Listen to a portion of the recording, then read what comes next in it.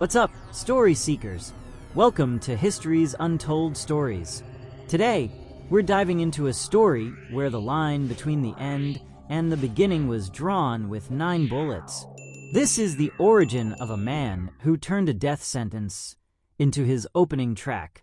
I'm talking about Curtis Jackson, the man the world knows as 50 Cent.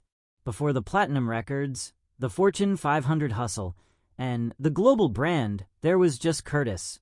And on one night in the year 2000, it almost all ended before it began. This is the story of the 9 bullets that didn't kill a man, they created a legend.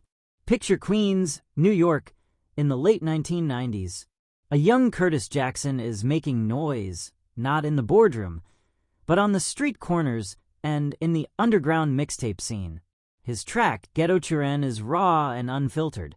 It names names and tells truths that make powerful people very, very nervous.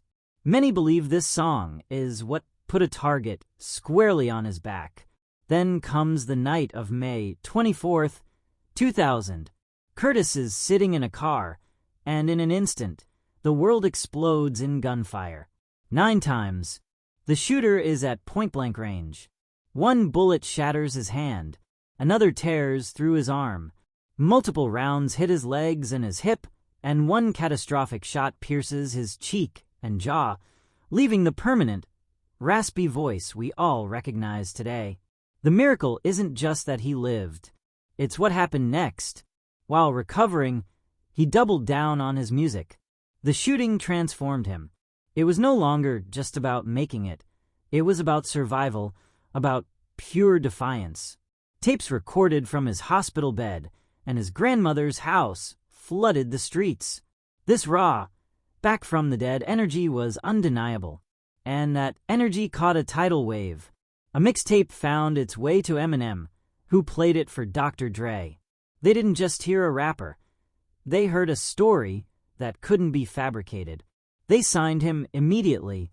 In 2003, Get Rich or Die Tryin' exploded onto the scene. Into Club was everywhere.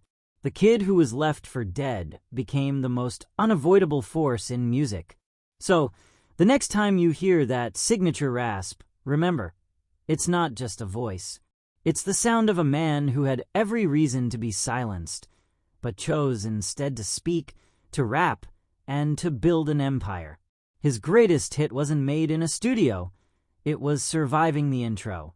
What's a moment in your life that felt like an ending, but turned out to be a beginning? Share your stories of resilience below. If you were gripped by this tale of sheer will, smash that like button, subscribe, and hit the bell for more stories of how legends are forged in the darkest moments. Thanks for watching.